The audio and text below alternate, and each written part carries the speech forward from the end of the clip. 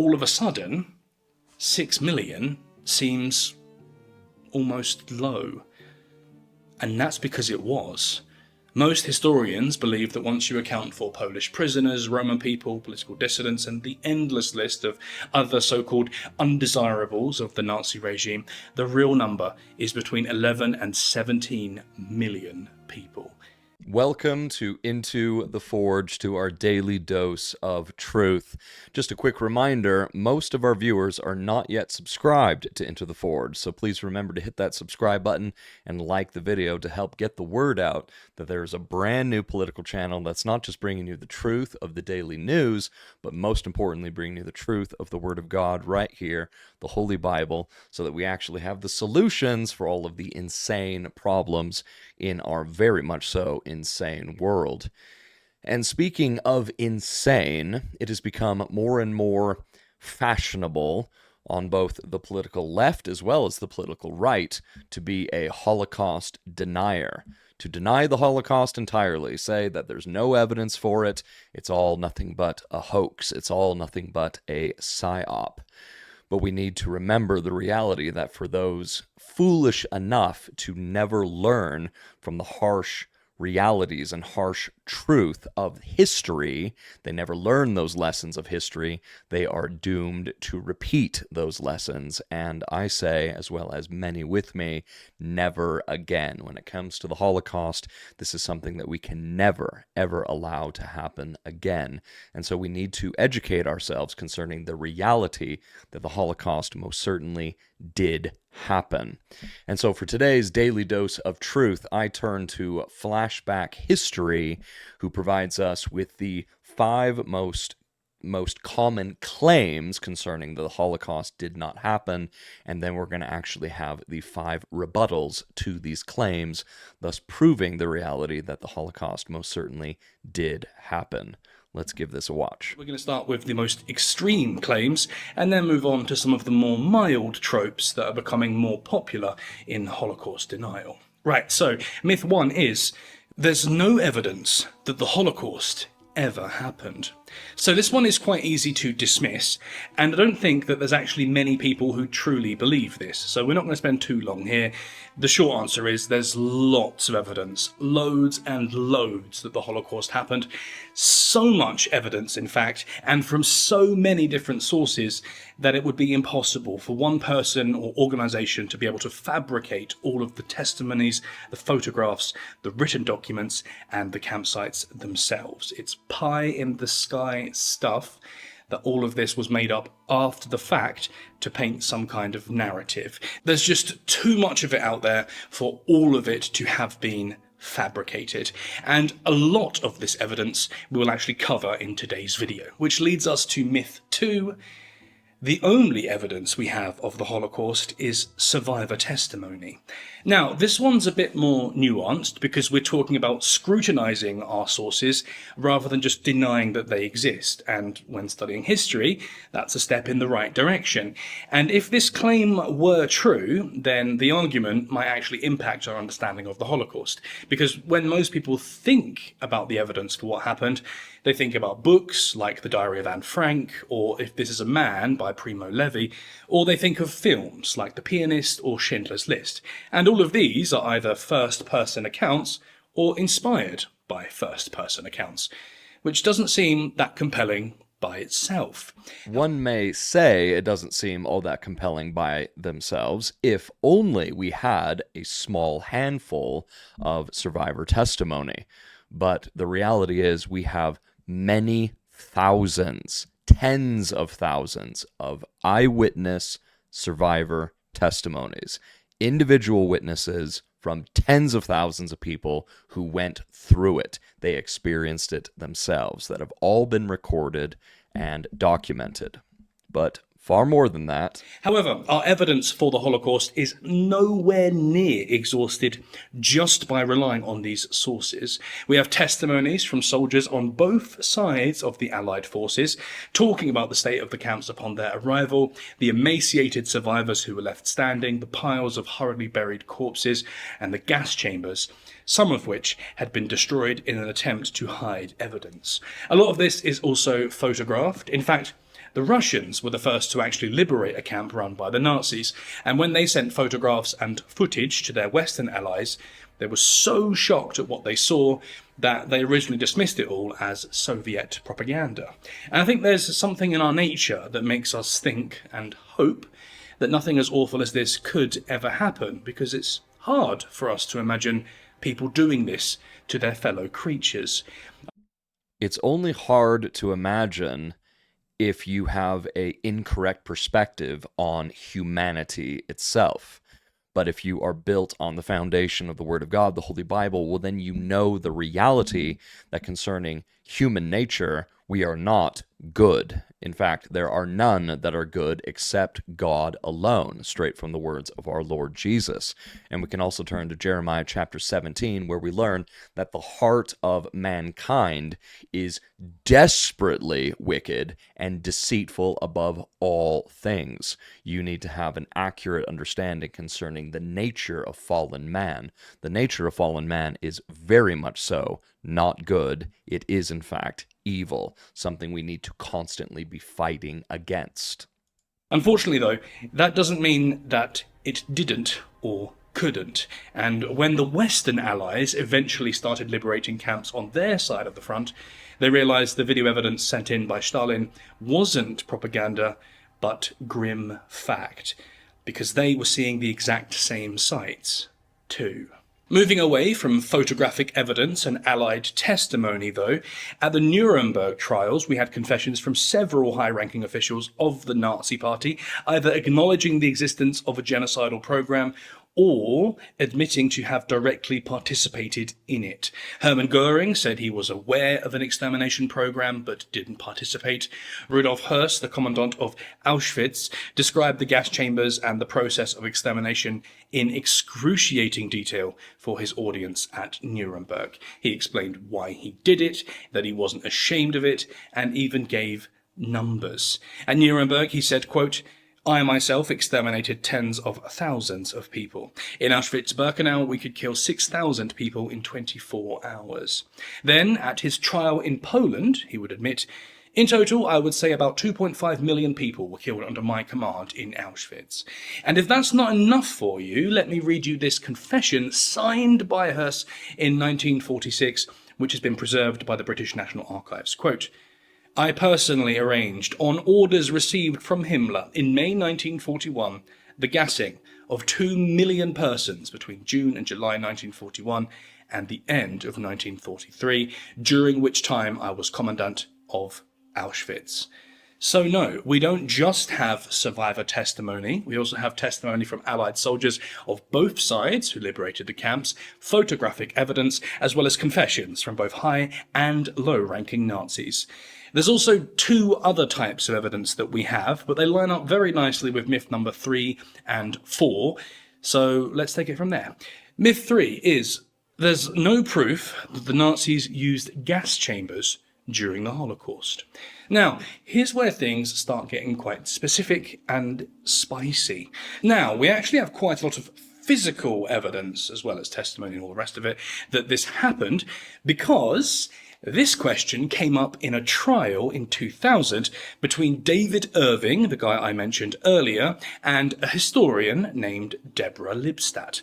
The two were basically embroiled in a lawsuit after Lipstadt called Irving a Holocaust denier, and Irving then responded by suing Lipstadt for libel. At the court, the judge asked Lipstadt to provide solid evidence that the Holocaust had occurred, and specifically that the gas chambers were used for this extermination project.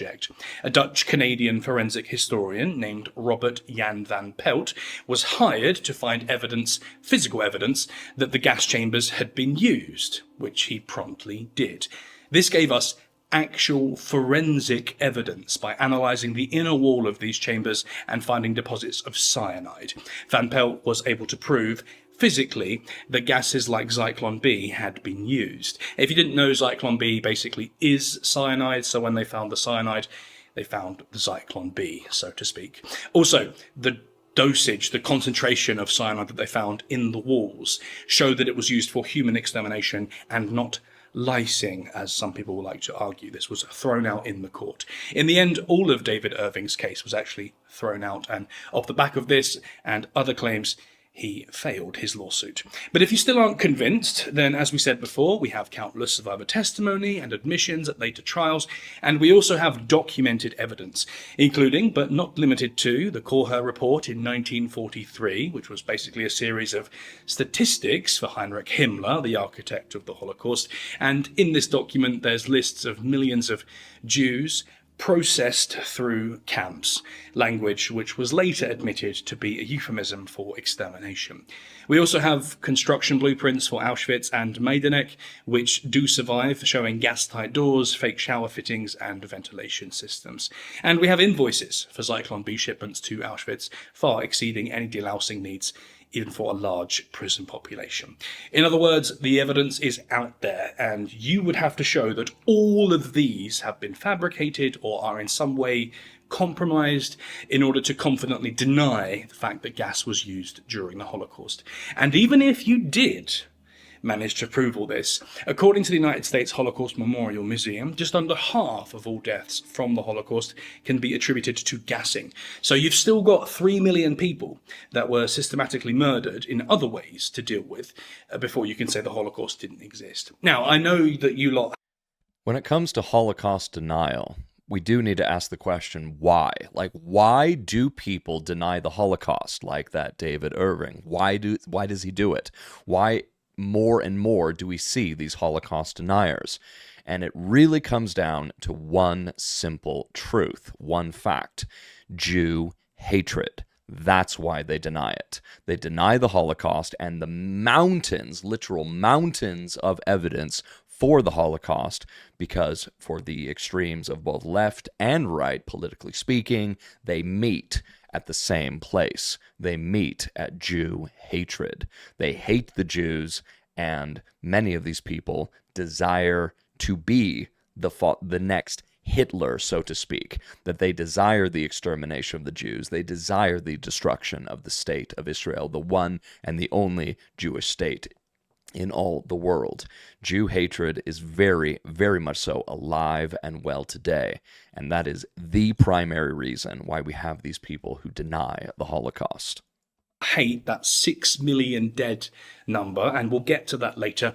But for now, let's look at our next myth, because it involves more documentary evidence. Myth 4. There was no master plan for Jewish annihilation.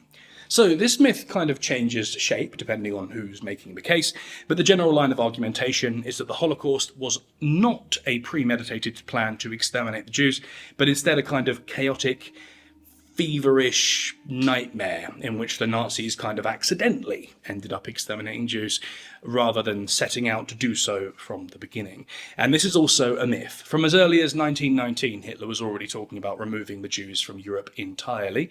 Through the 20s and 30s, his rhetoric only got more extreme, and once in power, anti-Jewish laws and exclusions quickly gave way to outright mass murder.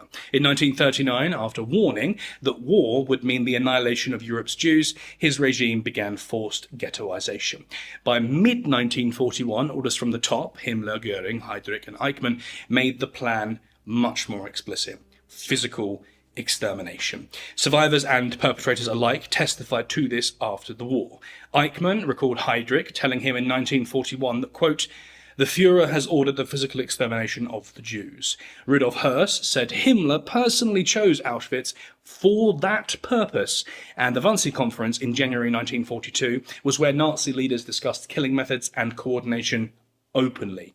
Hitler himself publicly promised the annihilation of the Jewish race on multiple occasions. So the demand for a neat master plan document for there to be proof is kind of a bad faith trick. The evidence is overwhelming, scattered across speeches, orders, testimonies, and the ruins of the killing sites themselves. And I would implore you to investigate the Wannsee Conference yourself to see that this was planned from the top down, premeditated, and deliberate.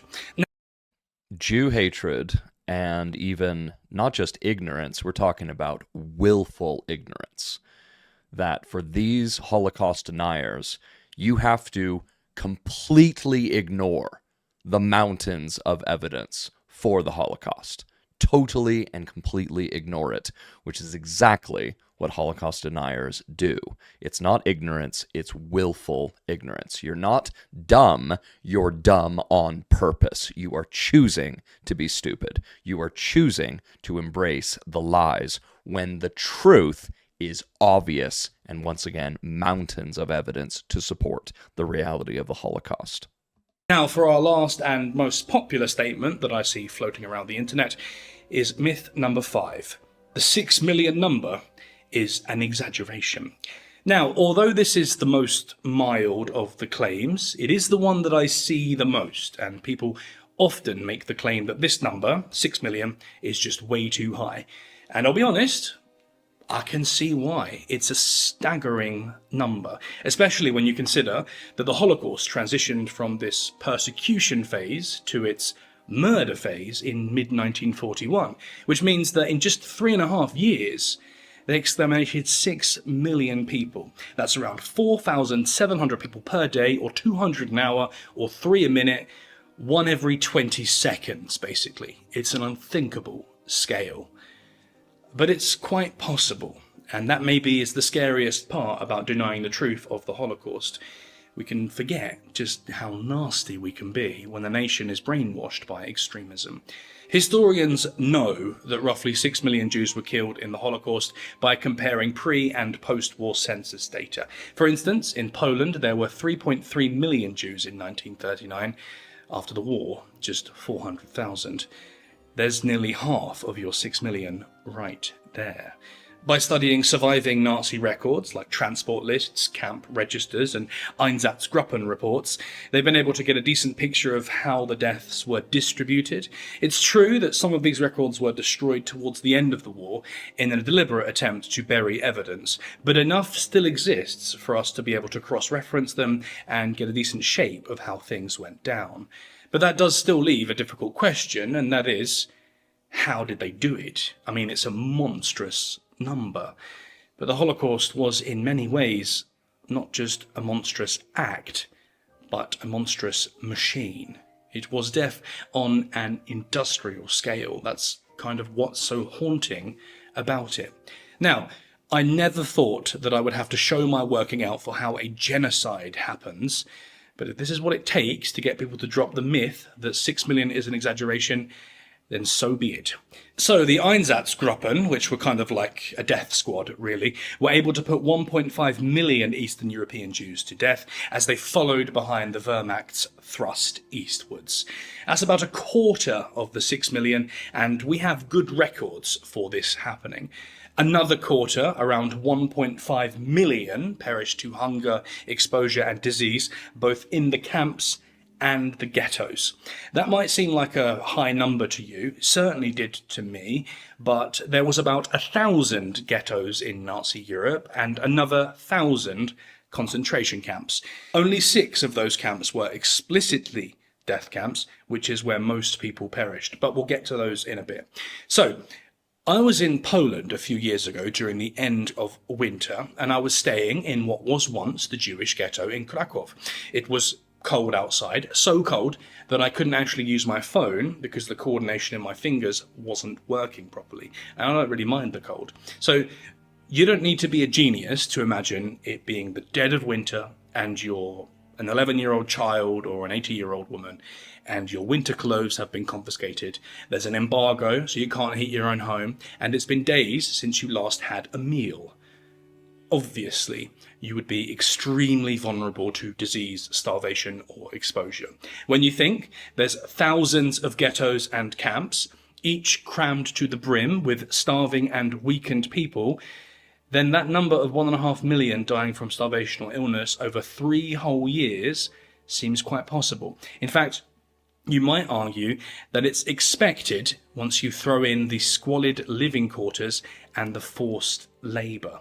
And if you do the maths, it's actually deceptively low. Across 1,000 ghettos and 1,000 camps, 1.5 million died over 3 years, which means each location saw 750 deaths or 250 deaths a year. That's less than 1 death per day. Small increments, but on a scale like the Holocaust, it quickly adds up. Now, that leaves us with the last half, the victims who were exterminated with gas. If we just look at Auschwitz and ignore the other 5 death camps, we can see that it's perfectly possible to hit that number. At its height in 1943, Auschwitz was exterminating 6,000 people a day. It had anywhere between 10 to 14 operational gas chambers at any given time, each capable of housing 2,000 people for a single gassing. It also had up to 150 crematoria ovens. Each cycle took 1 to 2 hours, so 6,000 people a day is then working under capacity. Logistical issues like actually getting the victims to Auschwitz in the first place or procuring enough Zyklon B were the major bottlenecks, not the capacity or the infrastructure in the camps themselves. Conservative cross-checked numbers exist. Deportation records, camp registers, and Nazi memos all converge. And we have proof of all of this too, by the way, through the physical infrastructure which proves capacity, eyewitnesses which confirm procedure, survivor and perpetrators who gave consistent testimony. And of course Rudolf Höss, who we mentioned earlier, who admitted on trial for his life that he killed millions. Very hard to dismiss. Now, bear in mind there were 5 other death camps and 3 whole years of genocide. All of a sudden, 6 million seems almost low.